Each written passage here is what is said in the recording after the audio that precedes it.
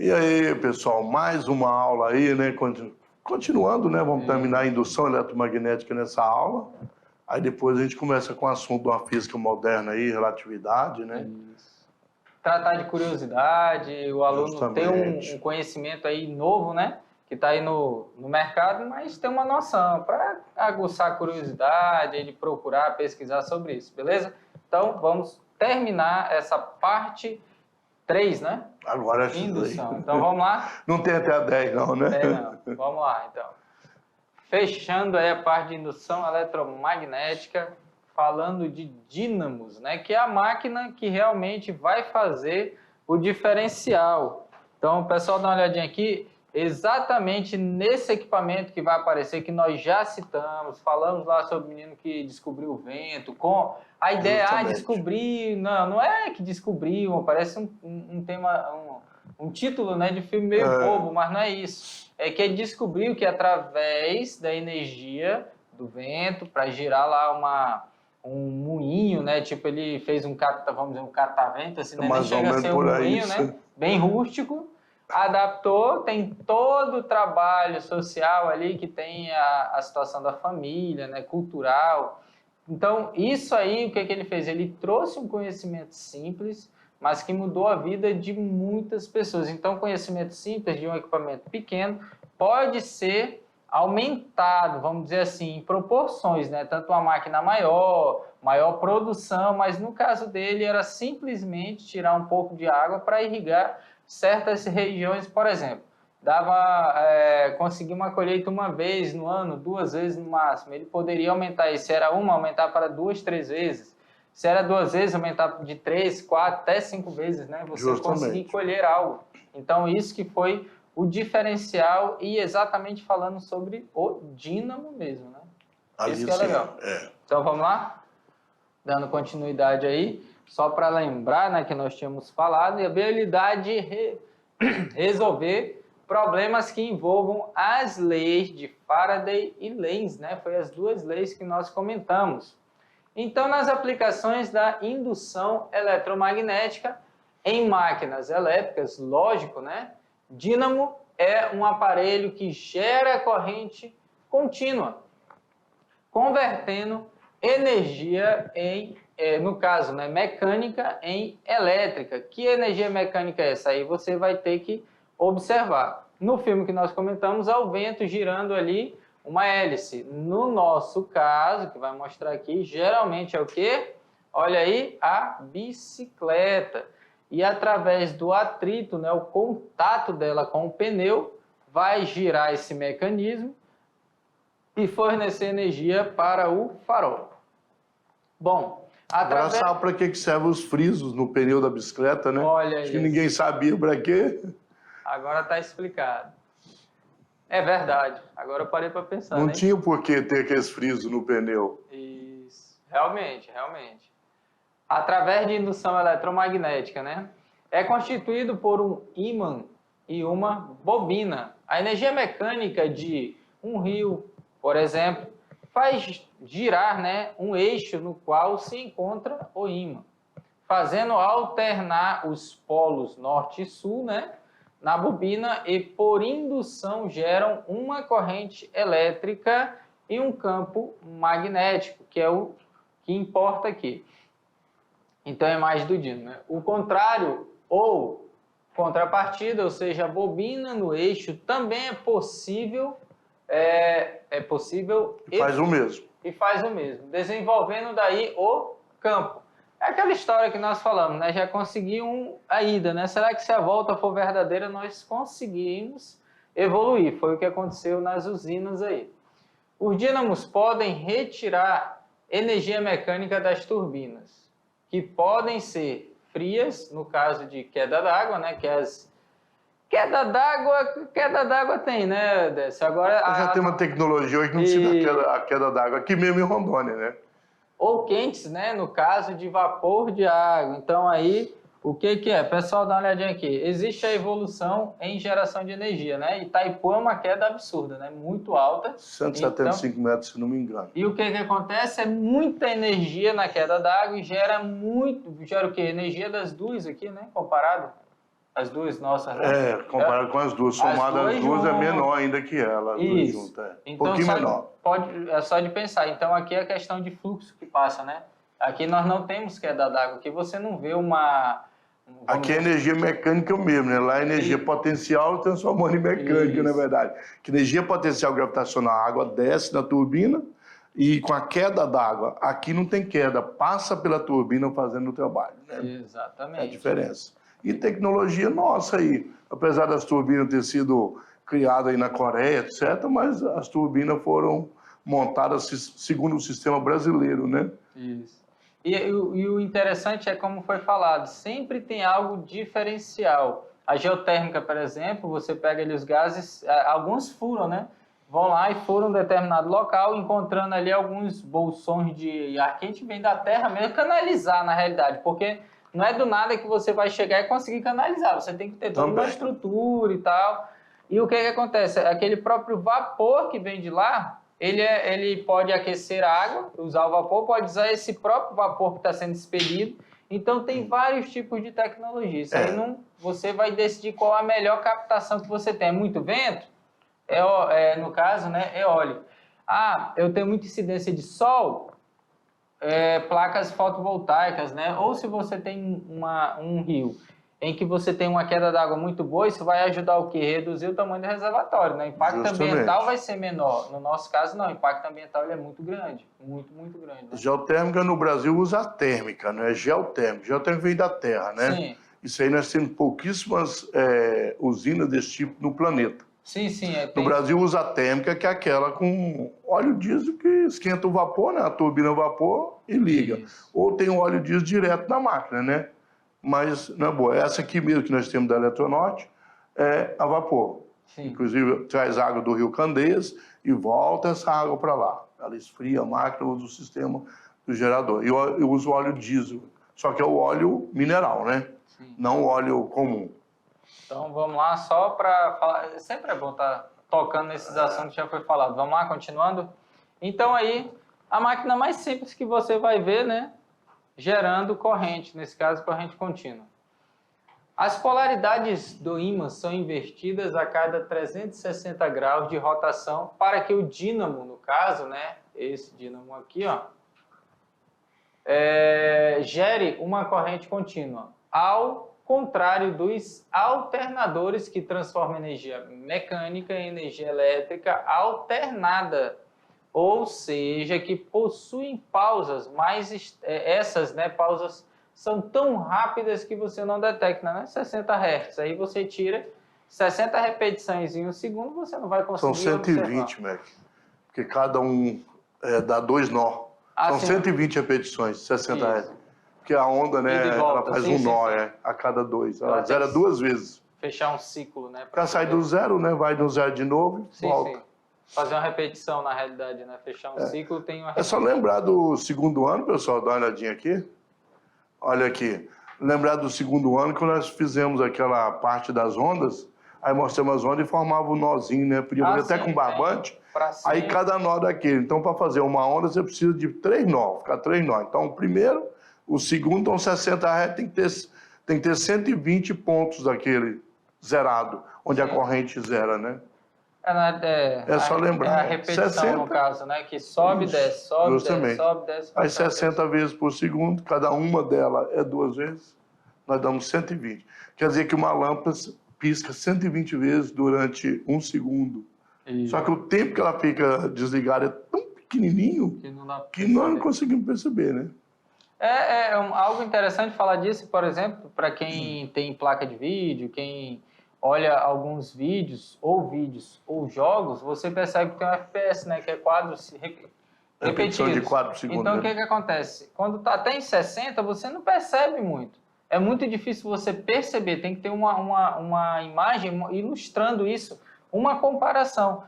Tem uns que ultrapassam 144, por exemplo. Eu tenho um monitor 144, a gente já tem 200 e pouco, 300 não sei quanto. Você não percebe, o problema é que dependendo do que você está vendo, tem uma queda. Só que nessa queda, como ele é tão alto, você não vai perceber. Mas se ele fosse de 60, caísse muito, aí você já começa a perceber. Justamente. Até 120, se eu não me engano, você ainda tem uma percepção. Acima disso é muito difícil você perceber. Agora, lógico, aí tem outros fatores para outras coisas, mas dizendo isso, por exemplo, vou filmar em 8K, o máximo de resolução que eu vou ter é 60 FPS, não passe disso, porque a resolução ela é muito, muito alta, de muitíssima qualidade. Aí entra dois casos, vídeos e também jogos, né? Então vamos lá, continuando? Continuando, então. Aqui um exemplo, né? É a simulação gerada em computador das linhas magnéticas continuamente gerada e distorcida pelo núcleo metálico da Terra. É feita em computador, segundo tudo que nós conhecemos, nosso sistema, né? O experimento quer reproduzir esse campo magnético autossustentado. No interior do dínamo, existe um fio condutor em espiral e ímãs com a mesma polaridade direcionada para a espiral. Quando os ímãs são movimentados de forma circular, seu campo magnético atrai os elétrons do condutor, de forma a fazer com que esses elétrons passem para outra parte do fio. No caso da existência de um metal, os elétrons puxados, entre aspas aí, claro, né, fariam existir uma diferença de potencial e assim uma tensão induzida, como nós vimos no sistema de barra, né, em um campo. Então tem aí um desenho aí para ficar simples, gravado aí. Depois, com mais tempo, vocês dão uma olhada aí no slide, né? De cada um.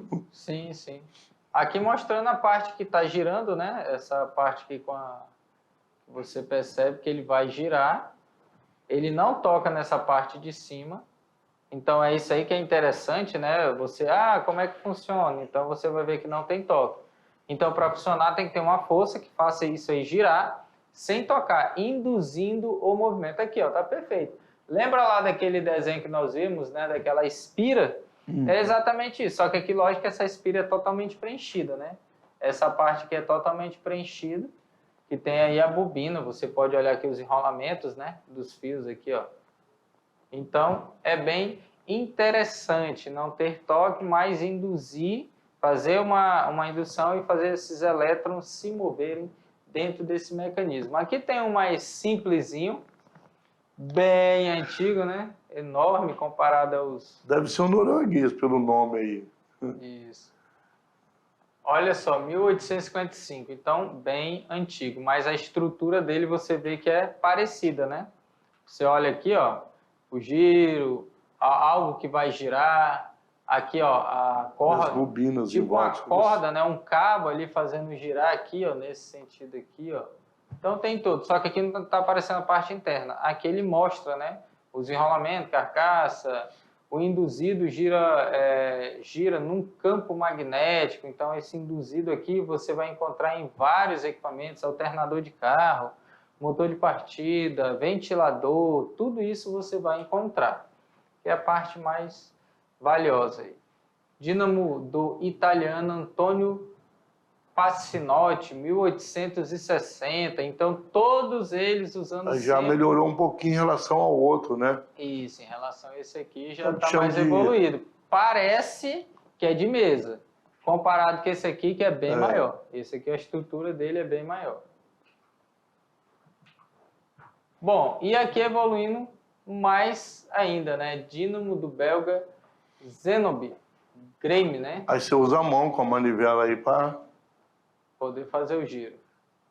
Aquele outro lá... Esse sistema aí foi usado em fábrica, né, Mac, se eu não me engano, para produzir a buzina, né, aquela sirene das fábricas, algumas fábricas, no início, bem antes as primeiras fábricas, aí você tocava, tinha um horário certinho, até dava o horário 6 horas, de sair, de entrar, usava um tipo de buzina mais ligado à mão, né? Você tinha que a manivela... Algumas escolas ainda tem esse daí. mas é elétrica hoje. Isso, e algumas pessoas parecem assim que não compreendem que aquilo ali tem uma intensidade sonora muito alta e colocam no local baixo. Se você estiver distraído, pode ter um infarto, né? Que é tão alto. E tem outras que realmente, né? Pelo movimento, você vai girando... Esse tipo de buzina aí é utilizado até em guerra, ultimamente está acontecendo a guerra da Ucrânia aí, a gente sabe que quando avisar que tem ataque aéreo, só que, claro, não tem nada a ver com a mão, o mecânico. é tudo elétrico, né? Sim. Mas é o tipo de som, sirene, né? Para avisar. Tem ataque, por exemplo, você esconde, procura. Sim, sim. Abrir Os lá. bombardeios estão chegando. Isso. Então, Infelizmente, temos que dar um exemplo da guerra, mas isso. Não deveria ser usado para isso, mas é, né? Então, aqui é Enem 2014. O funcionamento dos geradores de usinas elétricas baseia-se no fenômeno da indução eletromagnética. Descoberto por Michael Faraday no século XIX, né? Pode-se observar esse fenômeno ao se movimentar um ímã e uma espira em sentidos opostos com módulos da velocidade igual a v, induzindo uma corrente elétrica de intensidade I, como ilustrado na figura. Aqui qual é a ideia, né? Aqui você percebe que o ímã está sendo afastado e também depois ele pode fazer o movimento contrário, de aproximação, afastamento, aproximação. Aí aumentando as linhas, né, do fluxo magnético. Quando afasta, está diminuindo, né? Isso. Nesse momento aí que está afastando, está diminuindo as linhas. É, porque quanto mais perto do ímã, aí maior. Tem que aparecer dentro dessa bobina uma corrente induzida para tentar não diminuir. Isso. Tá, tem que estar em sentido, no mesmo sentido, né? Sentido. Para não diminuir, tem que somar com ele. Vai ter outro para cá, né? Ajudando a realidade. Então vai ter um campo gerado para, como é que se fala? Fala que é oposto, mas é oposto ao que está ocorrendo, né? Foi falado, é diminuição, para aumentar. Bom, a fim de se obter uma corrente com o mesmo sentido da apresentada na figura, utilizando os mesmos materiais, uma outra possibilidade é mover a espira para... Então, aí é que tal. A fim de se obter uma corrente com o mesmo sentido da apresentada na figura, utilizando os mesmos materiais, outra possibilidade é mover a espira para a... Aí vem, ó, para a esquerda e o ímã para a direita, com polaridades invertidas, aí vai ser o polo sul, né? Aí mover a espira para a direita e o ímã para a esquerda com polaridades invertidas. Vamos ver como é que está aqui, ó. Tá afastando com o polo norte direcionado para a bobina e a bobina se afastando. O ímã está indo para a esquerda e a bobina para a direita aí, né? Nesse caso. Mesmo em direção sentidos opostos. Outra é mover a espira para a esquerda e o ímã para a esquerda com a mesma polaridade. Mover os dois no mesmo sentido e mesma direção. Mover a espira para a direita e manter o ímã em repouso com polaridade invertida. Esquerda e manter o ímã em repouso, olha só, com a mesma polaridade. Isso. Então, esquerda, a bobina e o ímã mantém em repouso. Então, vamos ver aqui. Observando o que ele quer. O campo está sendo gerado passando por dentro da bobina, né? Então, o polo norte, você sabe que sai do polo norte, chega no polo sul, né? As linhas de indução. Então, dentre essas... Pode continuar que vai ter uma explicação de cada uma agora. Só mostrando o desenho, que é bom para fixar bem, para saber o que está acontecendo. Então, vamos lá. Segundo a lei de Lenz, o sentido do campo induzido pela corrente é o oposto da variação do campo magnético que lhe deu origem. Se houver diminuição do fluxo magnético, a corrente criada criará um campo magnético de mesmo sentido do fluxo magnético da fonte. Se houver aumento, que é o contrário, a corrente criada gerará um campo magnético oposto ao sentido do fluxo magnético da fonte. Então falamos, né, quando afasta, há um fluxo tentando aumentar e quando aproxima, há um fluxo tentando diminuir. Esse aqui é o que nós vamos utilizar para responder. Uma corrente elétrica sai do polo, olha só, uma corrente elétrica sai do polo positivo para o polo negativo. No experimento, o campo magnético gerado pela corrente na espira, BC, então essa espira aqui, né, que nós temos, magnético gerado pela corrente na espira, BC é dado o campo É da magnético, esquerda né? para a direita, né? É, o campo Da magnético esquerda para, desculpa, o campo dessa magnético corrente, aqui. isso. É porque aqui é BC, né? Então BC, porque faltou, eu achei que era um outro que ia gerar parte dele. BC é da esquerda para a direita, deve se opor à variação do campo magnético gerado pelo ímã. BI, né? Conforme a figura do enunciado. Então, o campo magnético induzido, né? Da corrente elétrica. Justamente. Esse BI aqui. O da corrente, o do ímã, que é ímã, e lá é corrente, né? Isso. Campo magnético gerado pela corrente na espira BC tem a sua direção perpendicular ao plano da espira e sentido conforme a regra da mão direita, exposto na figura a seguir. Então, olha só o que está falando disso aqui, ó. O campo e fazendo a regra da mão direita.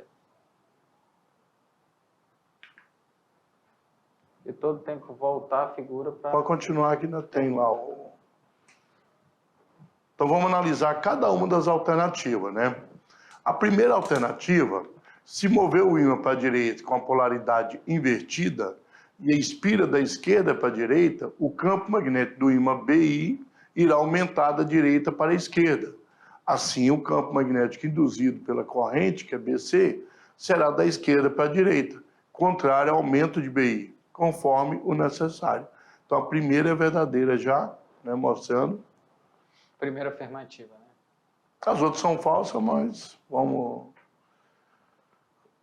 Então, só colocando, movendo o ímã para a direita com a polaridade invertida e a espira da esquerda para a direita, né? Esquerda para a direita. Então, aí só para representar... É que se você mudou o ímã lá, você muda, né? Sim, a sim. espira ela está indo para a direita, ela volta para... Ela está indo para a esquerda, né? Da esquerda para a direita lá, a ímã. Isso. Deixa eu... Agora eu teria que... As outras são falsas, né? É 17, é o que? É o slide 15? Esse aqui. Apaga ele. Tá aqui o movimento. Porque como aí o ímã está se afastando, se você vira, mantém ela da esquerda para a direita, do jeito Aí que está aí... não faz o contrário, né?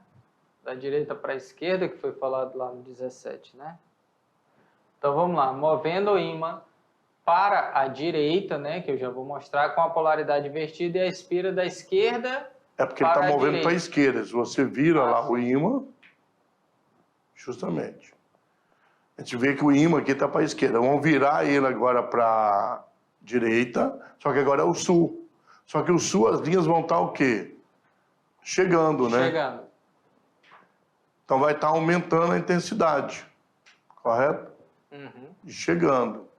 Aí tem que criar um campo para contrariar. Então a corrente mantém no mesmo sentido, porque essa corrente que está aí, ela dá um campo para a direita, né? Ó. Sim. A gente vê que a mão ligando, apontando, né? E aí ela vai continuar a mesma corrente ali. Mas tem que mover o ímã no sentido contrário e mudar o polo. Uhum. Aí a espira não vai mudar. Se você inverter um lado todo, vai manter o que estava antes. Sim. Se mudar os dois lados, aí não dá certo. Vê que na B já move o ímã da esquerda para a direita, né? Igual na letra A, só que a gente muda aí, ó, o campo magnético. Ele fala aqui, contrário à diminuição do campo, porque não corresponde ao objetivo do experimento. Por quê? Vai diminuir logo o campo magnético, induzido pela corrente. E ela vai ser da direita para a esquerda, não é? Ela é... Da direita para a esquerda não, Isso. era da esquerda para a direita. Isso, seria da esquerda para a C, direita, né? Aí, tá, então todos eles, no caso, não vai responder o que foi pedido no slide 16, né? Que ele pede... Opa, 16 não, slide 15. Isso. Aqui já é a explicação, deixa eu ver... Aqui, slide 13. A fim de se obter uma corrente com o mesmo sentido, né? Tá falando que não pode mudar, da apresentada na figura utilizando os mesmos materiais, outra possibilidade dele fala, né? Então a corrente elétrica é o principal, a corrente elétrica aqui que vai ter que permanecer, ó. a corrente elétrica continua Porque agora eles são sentidos opostos de movimento, né? Então vai aumentar. Tem que criar uma corrente para diminuir. Então todas as outras acabam sendo erradas porque vai acabar invertendo o sentido da corrente, né? Então você vai fazer qualquer coisa que mantenha, só isso. Bom, continuando, corrente de Foucault, né?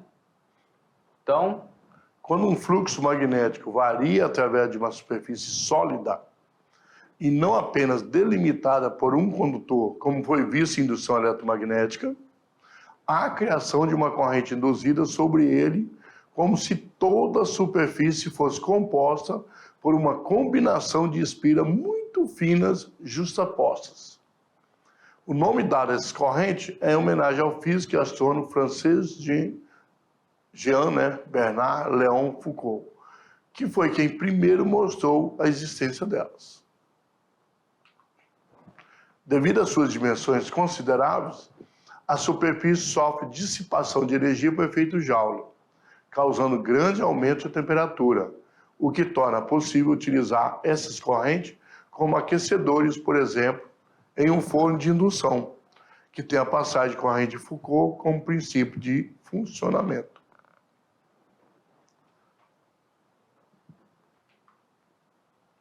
Em circuitos eletrônicos, onde a dissipação por efeito Joule é altamente indesejável, pois pode danificar seus componentes. É frequente a utilização de materiais laminados ou formados por pequenas placas isoladas entre si, a fim, então, de diminuir a dissipação de energia. Então, nós vimos aí, nós falamos muito do efeito Joule e do efeito Foucault, né? O efeito Joule a gente vê aqui no circuito, né, Mac? A gente sempre tem essa atuação do efeito Joule, que ele aumenta a temperatura, né? O efeito Foucault veio para mostrar que a dissipação desse efeito Joule, por indução, você pode aproveitar. Nós temos até hoje o nosso fogão, né? Por indução, né? Sim. Onde tem que esquentar a panela justamente utilizando as correntes de Foucault, né? Eu não conheço muito bem forno elétrico, né? Não vi como ele trabalha, mas se você tem algo que é indesejável, você consegue utilizar isso para o seu trabalho, acabando de utilizar uma energia que ia ser perdida de qualquer jeito. E pior ainda, né, que acaba até danificando. Você consegue dizer, poxa, isso aqui é indesejável, pode danificar, mas eu posso usar? De que forma?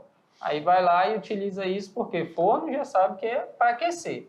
E o principal dele é aquecer, então você acaba utilizando, aumentando o que? No caso, a eficiência desses fornos. Teve uma aula anterior que a gente colocou o fogão elétrico aí, né? Sim. E as bobinas de indução mostrando. Então ela vai circulando ali em volta para criar a indução, né? E o efeito Joule é uma coisa que acontece no circuito realmente.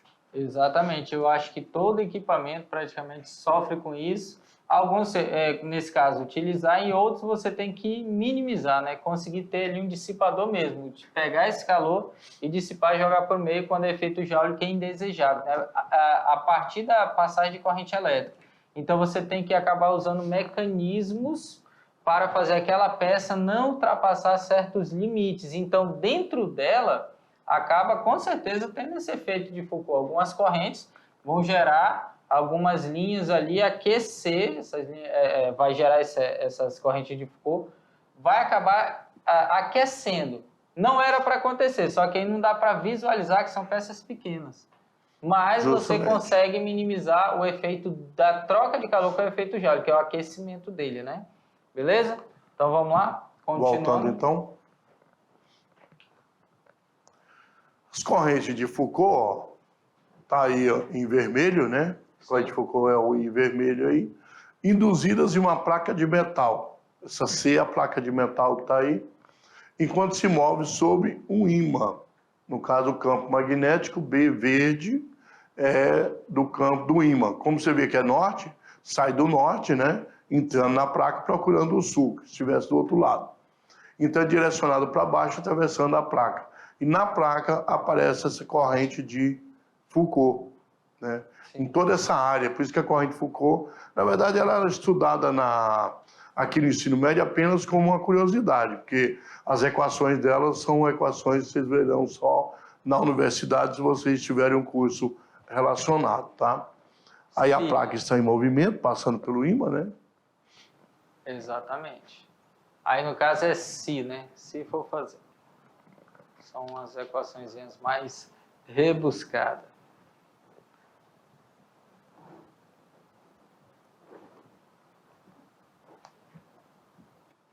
Bom, pessoal, então, dá uma olhadinha aqui, né? Vamos lá, olha bem. Nós vimos na aula de hoje, nós falamos bastante sobre essa questão da indução eletromagnética, né? A indução eletromagnética, fechando aí o assunto das aplicações, nós vimos que você pode fazer uma aplicação dessa indução no circuito, por exemplo, nós vimos aí o dínamo, muito importante o dínamo em várias utilizações nós temos hoje, desde da usina hidrelétrica que nós temos lá, nós temos aplicações dele para corrente contínua no caso da bicicleta e da corrente da usina hidrelétrica, através que nós tivemos então de quê? De uma corrente alternada. Então, na verdade, nós temos aplicações do dínamo de várias maneiras, né? Nos alternadores aí, no carro, por exemplo, o motor de partida.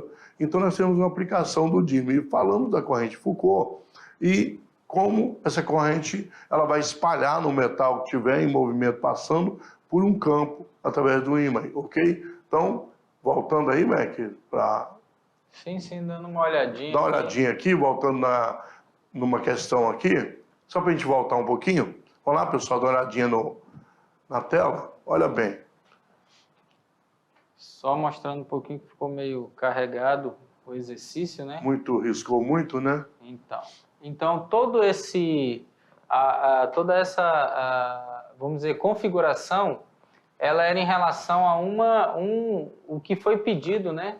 Que foi pedido só para não inverter a questão. E aqui é interessante porque vai ser utilizado muito a questão da regra da mão direita com muito cuidado. Você pode ter várias configurações, mas o que você não quer que mude. Então você vai mudar todos os outros, né? Então, obter uma corrente com o mesmo sentido da apresentada na figura. Então, olhando esta figura, tudo que você fizer aqui vai estar de acordo com essa corrente elétrica, sem ela estar mudando. Aí você pensa, como que vai acontecer isso, né? Foi falado aí que essa primeira seria a questão, a primeira letra A seria a questão correta, para que não mudasse exatamente essa questão aqui da corrente elétrica. Só que ele fala o quê? Se eu inverter a questão do ímã, né? Você pode aí fazer até aqui do lado, novamente, fazer um ímãzinho aqui, invertendo, né, a questão do aumento ou diminuição do fluxo, sabendo que vai ter a espira também, só que tem que fazer um pouquinho, passando aqui por dentro, ó. Só que aí o que acontece? Você vai ter a corrente elétrica passando do mesmo jeito para cá. Então, o que vai acontecer? Aqui é só questão de... Nem dá para saber exatamente onde está subindo e descendo aqui, gente. Só para demonstrar que vai passar pela espira. E as linhas de campo, né? Que vão estar, no caso, vindo nessa direção aqui, ó. Então, foi essa a questão. E a aproximação, né? Lembrando que o amarelo não aparece, preto.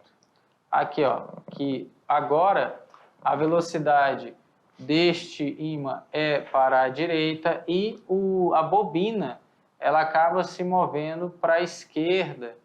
Então, aí você mantendo, o caso, a corrente. A diferença é que na bobina, tanto faz ela indo ou vindo ali, no caso ali, ela vai ter um campo, se a corrente permanecer, vai ter um campo magnético apontado para a direita, né? Isso. Independente. Só que no primeiro, quando está se afastando, o campo magnético lá é apontado para a direita, do ímã, porque sai do norte e vai para o sul, correto? Lá na primeira. Mas então os dois estão para a direita, só que quando você inverteu o ímã, o campo magnético do ímã foi para, no caso lá está apontando para a direita e o campo foi para a esquerda, né? O campo do segundo ímã é para a esquerda. Aí por que você tem que criar um campo para a direita? Porque agora ele está aumentando. O campo para a direita vai diminuir as que está apontando para a esquerda. No outro, o da direita tinha que ser também para a direita para os dois aumentar. Porque quando estão no mesmo sentido, eles somam. Nesse caso tem que ser sentido diferente porque eles diminuem. Então você manter essa corrente aí só aproximando, porque você tinha que aumentar o campo e criar um campo na corrente para diminuir, para fazer o contrário. Então acho que agora ficou mais explicado que antes. Antes ficou, não, riscou muito, né? Passou muito. O que acontece? Aquela questão, como o Décio falou, quando você fala de bobina, né? Usar os outros dedos sem ser o polegar para identificar a corrente elétrica. No momento que eles fizerem aquela situação... usar a mão, né? Isso. Aí ele vai entender que está passando no sentido. A única coisa ali que mais importa é o quê? É a questão da corrente elétrica. Então você vai perceber como ela vai lá, vai fazer aquela volta. Beleza, você vai indicando, só que aí com os dedos, né? Aí chega lá, começa a girar, você vai entender a questão do campo magnético, para onde ele vai estar apontando. Lembrando que é aquele sentido, né? Campo se aproximar, o ímã e a bobina aproximando, a intensificação seria intensificação. Então tem que gerar algo para tentar diminuir. Quando você está afastando, tem que gerar algo a favor para tentar aumentar. Isso, então, no primeiro estava se afastando, tinha que ser no mesmo sentido. Isso. Mas no outro, quando inverteu, estava aumentando, tinha que ser no sentido contrário. Isso. Aí a corrente da bobina continua no mesmo sentido. Aí entra a questão da regrinha da mão, né? Você fazer e saber para onde está apontando esse campo induzido. Através da corrente elétrica induzida. Porque tem um campo que gerou o fluxo de campo. E tem um outro campo da corrente induzida. Exatamente, que vai fazer isso, certo? Então, pessoal, sabendo aí que a aula continua.